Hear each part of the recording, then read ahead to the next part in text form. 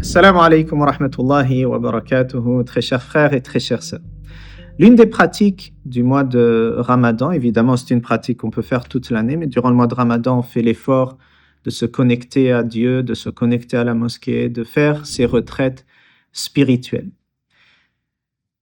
Un jour, Abdullah ibn Abbas radiyallahu anhuma, il faisait justement une retraite spirituelle à la mosquée de Médine, Masjid al-Nabawi al-Sharif.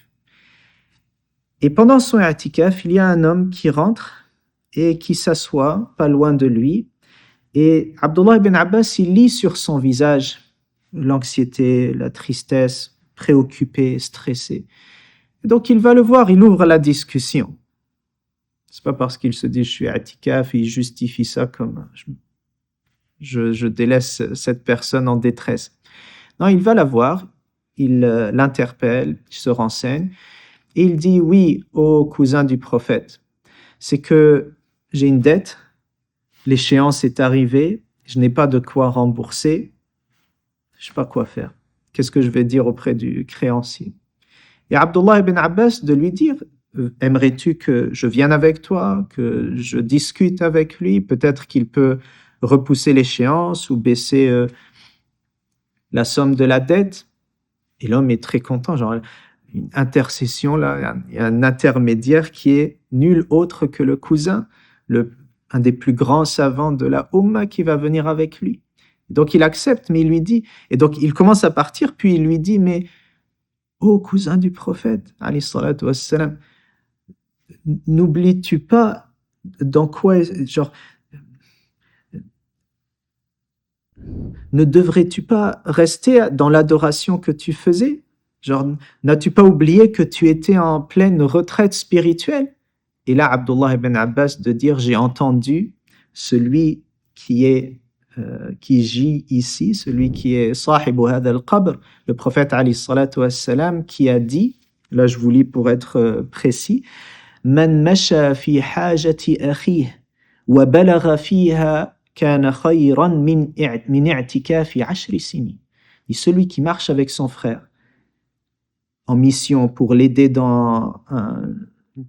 vis-à-vis d'une problématique et qui l'aide à s'en sortir, eh bien cela est meilleur pour lui qu'une retraite spirituelle de 10 années.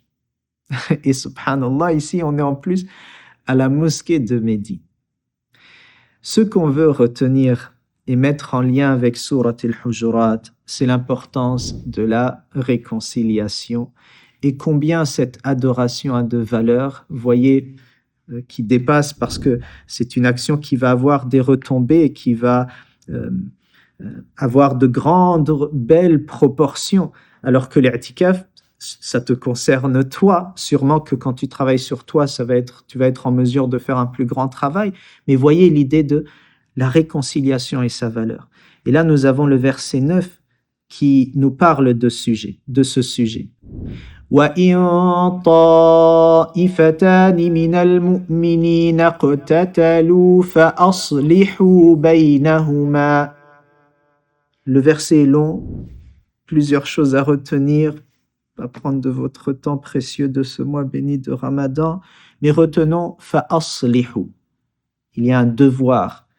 Lorsque tu vois une chicane entre deux personnes ou deux groupes de personnes, et là le verset dit, c'est évident que ça arrive entre musulmans, et donc toi lorsque tu vois ça, fais un effort. Et c'est un effort communautaire qui doit être fait. فَأَصْلِحُوا, Dieu parle à la communauté, il doit y avoir un travail de réconciliation qui soit fait. Et le même mot est répété. فَأَصْلِحُوا بَيْنَهُمَا. Donc que Dieu nous aide, que Dieu nous permette d'accéder comme ça à son amour, l'amour que Dieu accorde à ceux qui sont justes, à ceux qui œuvrent pour la réconciliation.